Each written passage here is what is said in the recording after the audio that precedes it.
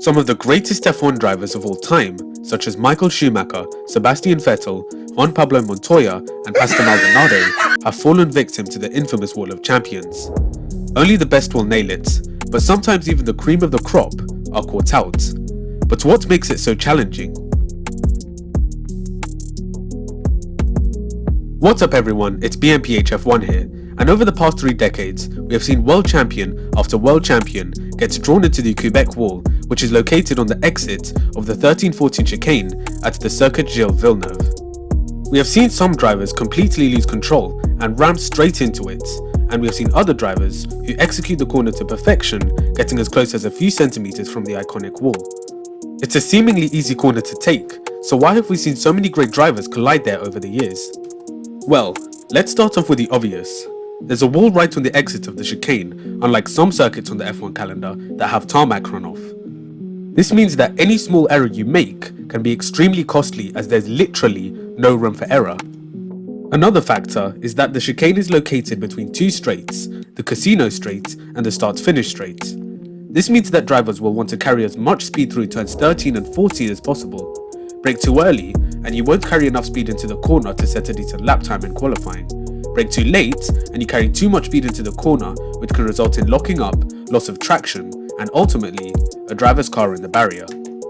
Drivers who raced after the 2002 Canadian Grand Prix would have been able to cut the chicane by using the tarmac runoff if they were carrying too much speed. This is something drivers who raced before the 2002 Grand Prix couldn't do, as there was a gravel trap waiting for one unlucky driver to fall into.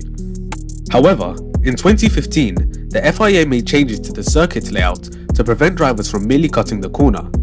These 2 orange curbs were put in place to punish drivers if they tried to go over the second part of the chicane. They serve a similar purpose as speed bumps you might find on your local road, in that they cause a driver to slow down significantly.